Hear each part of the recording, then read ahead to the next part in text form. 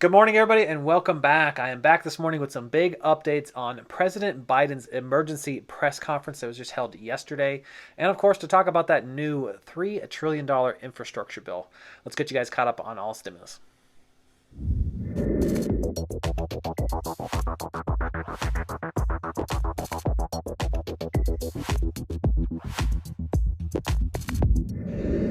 Good morning, everybody, and welcome back. I'm Edward Bilder. Thank you guys so much for joining me today. I want to get into two big updates because President Biden came on the air for an emergency announcement.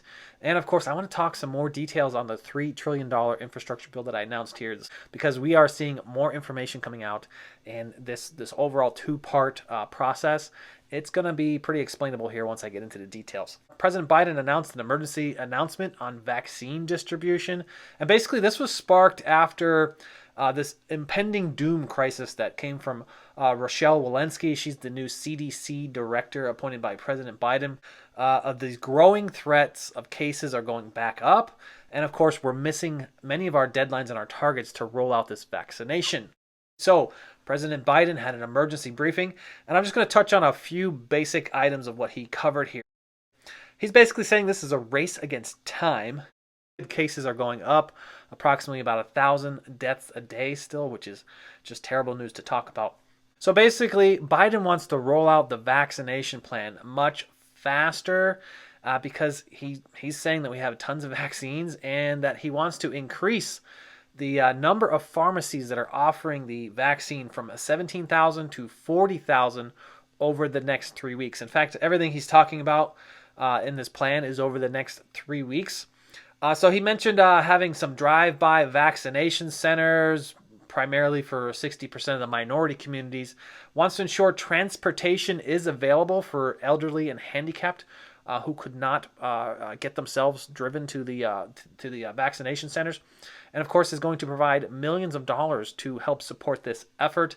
And he wants to have vaccination sites within 5 miles of 90% of all Americans within the next 3 weeks. And because this is ramping up so much, he wants 90% of all Americans to be able to get the shot, be eligible for the shot by April 19th. The original date was May 1st. He's moving that forward to April 19th. And then the last 10%, the final rollout there will be for May 1st. Okay, so 90% of all Americans by April 19th. Big updates in 3 weeks. I think that's tough to execute. I'm gonna be honest. I think that's really tough to execute. So he mentioned some big bold statements. Governors, mayors, localities should have a return to mask mandates. This is for anybody who relaxed the mask mandates to have a return to mask mandates. And I'm going to play a clip here because just as he was walking out the door, he was asked if states are moving too quickly at reopening and if they should slow down. And you're going to want to hear what he said here. Let me just get into this clip here real quick and let me know what your thoughts are. Mr. President, Dr. Walensky said she's scared of an impending doom with COVID cases on the rise. Are you? Just explained it, I think, thoroughly. I hope I did anyway. Thank you. Mr. President, do you believe that some states should pause their reopening efforts? Yes. So that yes was a big statement, okay, because that could possibly mean the slowing of the reopening of some states. Obviously this would be like high concentrated areas. Perhaps they are going too fast and executing reopening. So you may see closures coming up after that statement. So just keep up with the channel here. We'll keep you updated as this unfolds. I'm going to shift over to the bill here, the new infrastructure bill, because President Biden is set to announce this Wednesday, the 31st. Now, he's going to announce this in two parts, as I mentioned earlier, and that is part one, which will have majority bipartisan support, and then part two, 3 to 6 weeks later, he'll announce, which will be mostly partisan support. So it has three parts to the bill. It's going to be focused on climate infrastructure and human infrastructure. Let's start out with the infrastructure. Now, I'm going to talk timeline as we get closer to the end of this video. I don't think this is going to pass very quickly, just given the fact that we have fears of inflation happening right now and hedge funds are running a bit shady. So this may result in a hit the brakes moment for Congress just to see if they have to slow spending down to avoid this major impact on inflation. But let's get straight into infrastructure and talk about the details. So inside the infrastructure bill, there's going to be that part just focused on infrastructure. This is the actual construction of building something, all right? And so you'll probably see the most bipartisan support in this section of the bill. Now, some things are not going to be as bipartisan. They're going to be like sneak-ins, right? Sneak-ins in terms of environmentally conscious infrastructure.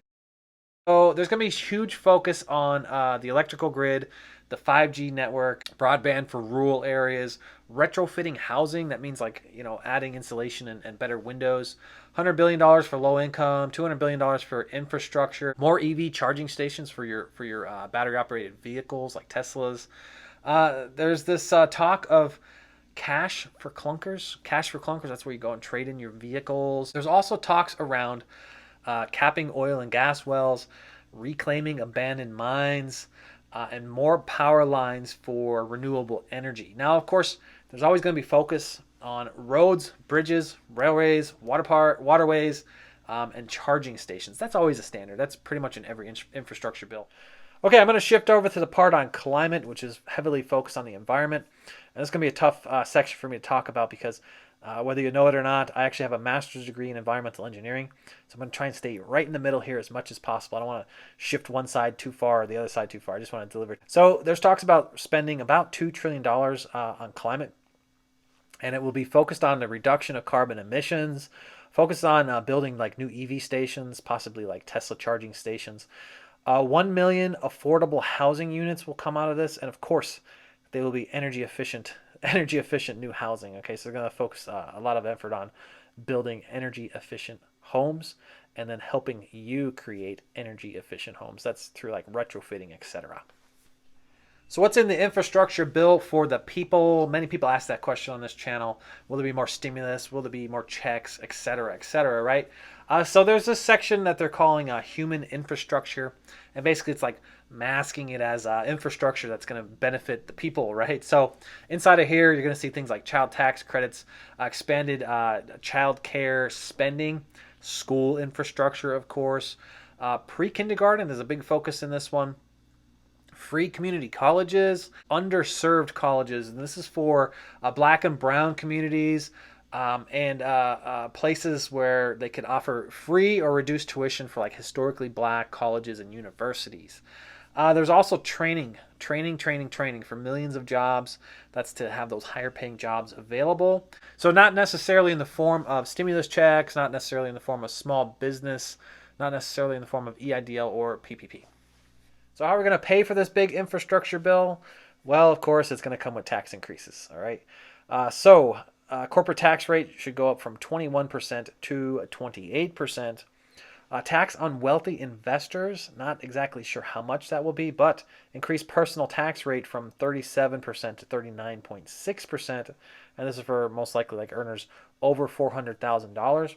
And a little bit alarming here, hike in payroll taxes, all right? Not necessarily something we want to see because that could trickle to everybody else. I'm going to shift over to timing, but before I do, if you haven't already done so, you can support the channel by tapping the old like button. Every time you touch the like button, YouTube recommends this video to more and more people. It really helps me out here on the channel. You can also share me on your Facebook or your Twitter. And if you swing by the description right now, you can check out Webull and get yourself 2 free stocks valued up to $1,850. I use Webull every day, and I click 2 buttons, and check this out. I get all these free stocks. There's about $2,000 worth of free stocks there just from this past month. And if I don't like those stocks, like I said, I clicked 2 little buttons to recommend my friends. I got all these free stocks, and if I don't like them, I just trade them in and buy whatever I want.